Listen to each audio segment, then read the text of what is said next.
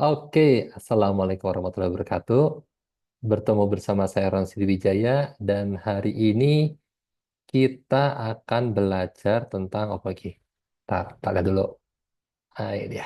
Nah, ini dia. Share pemasaran program TV dan radio.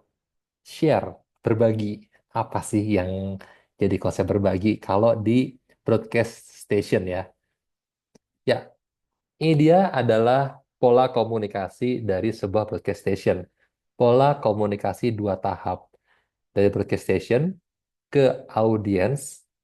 Audiensnya adalah pendengar atau penonton. Kemudian, hal ini yang dilihat oleh brand. Nah, di sini panahnya itu audiens kita itu bisa memuaskan brand kalau jumlah audiens kita meningkat. Yalah, karena saat brand placement di program yang kita bikin, saat audiensnya meningkat, maka semakin banyak juga yang aware sama brand tersebut. Nah, sekarang kita lihat, seorang penonton itu tidak hanya melihat program teman-teman. Jadi, sama-sama nih program jalan-jalan gitu ya. Misalnya kalian mau bikin jalan-jalan, men. Nah, jalan sama-sama program jalan-jalan, itu ada program-program jalan-jalan lain nih di stasiun TV yang lain. Jadi di kondisi ada broadcast station kompetitor. Nah, eh, karakter atau kepribadian dari setiap program itu adalah positioning tiap program. Jadi misalnya nih, jalan-jalan di Trans TV, dia ngajaknya selebritis. Jalan-jalannya di Net TV, dia eh, Net TV, enggak, saya jalan-jalannya yang di Trans TV gitu ya. Dia ada laptop si Unyil. Nah, dia konsepnya itu adalah bawa topeng si Unyil, bawa boneka si Unyil, kemudian coba nyari anak-anak di setiap tempat. Ada lagi programnya si Bolang. Ada anak kecil yang dijadikan tokoh, kemudian dia jalan-jalan ke Indonesia, mencoba permainan lokal bersama anak-anak lokal gitu ya.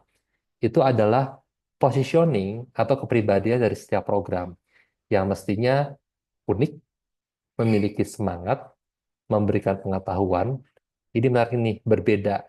Setiap program itu harus tahu siapa kompetitornya agar dia bisa tampil beda. Tampil bedanya dia itu jadi menarik. Dan dia juga harus ngikutin tren yang baru agar tetap relevan sama target audiensnya.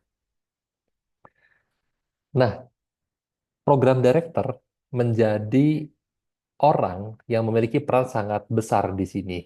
Karena dia itu secara pengolahan brand sebagai brand manager. Orang yang membuat konsep programnya sekaligus meriset kompetitor itu tidak punya program yang kayak apa nih.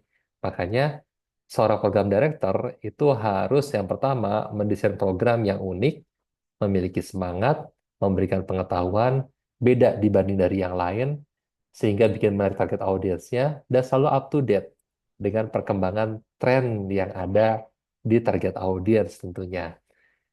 Nah, pada saat pelaksanaan program, program director ini yang menjaga konsistensi dan kontinuitas suara. Maksudnya apa nih?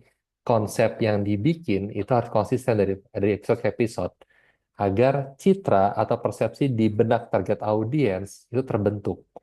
Oh, kalau pengen nyari tayangan jalan-jalan yang anak kecil banget, anak-anak banget, aku bakal nontonnya ini deh laptop si Unyil atau aku nontonnya si Bolang gitu ya.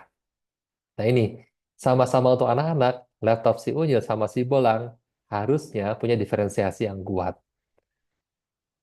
Nah, kemudian selain dari program, di luar program itu kita juga harus membangun customer relationship marketing.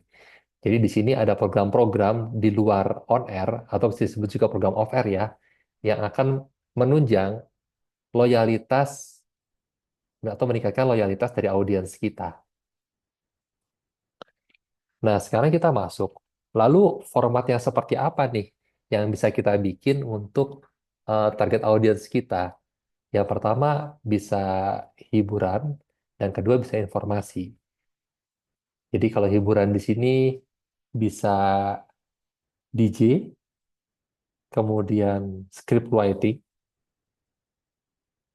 atau produksi, terus informasi bisa berbentuk musik dan juga program berita. Jadi kalau DJ di sini tuh disc jockey ya, yang perlu di apa namanya, yang perlu di eh, perhatikan gitu ya. Disc jockey ini berarti pembawa acaranya. Itu perlu diperhatikan. Kemudian penulisan naskahnya untuk hiburan dan juga pada saat produksi. Terus kalau untuk informasi, di sini justru musik dan juga berita. Apa berita yang ingin disajikan? Karakternya, kebaruannya, dan juga relevansi dengan target audiens pastinya.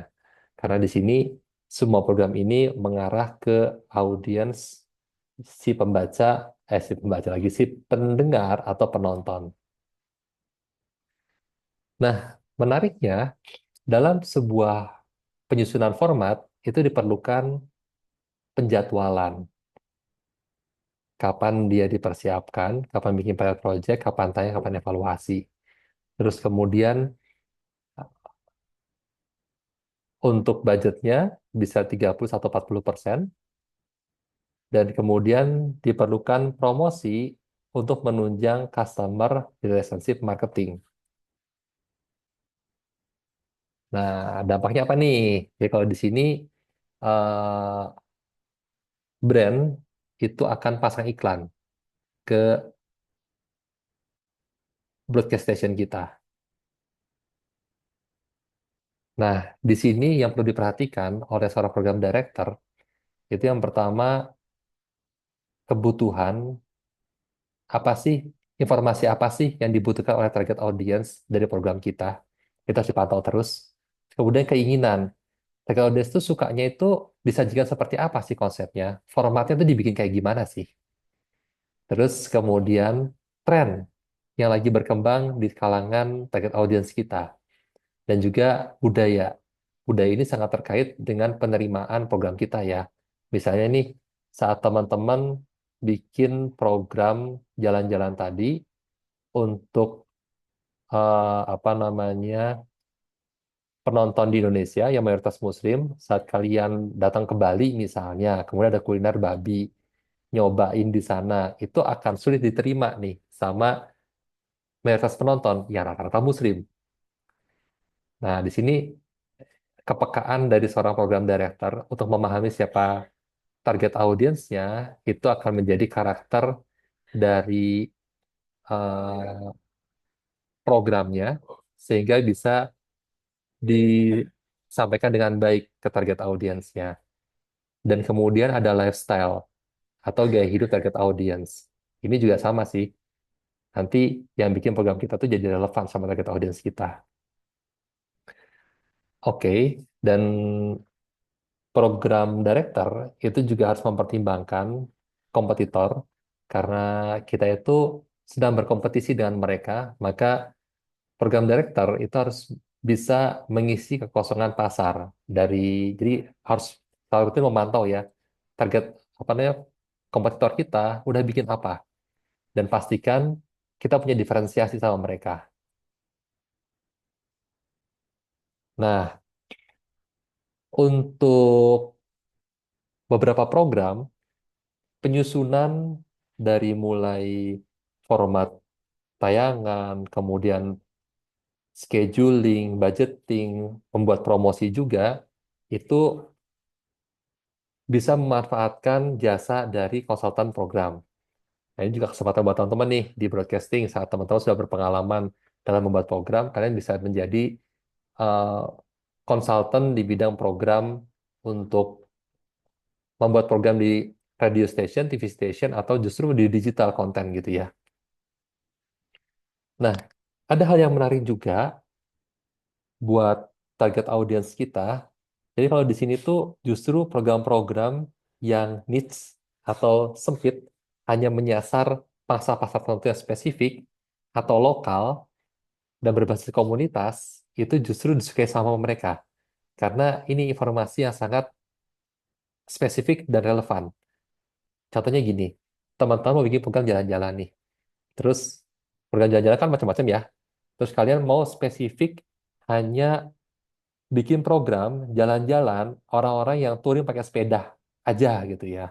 Nah, ini kan pasarnya spesifik, terus kemudian lokal ditarik semakin lokal, misalnya anak sepedahan, anak Jogja, sepedanya ekspor Jogja gitu ya, spesifik lokal Jogja doang.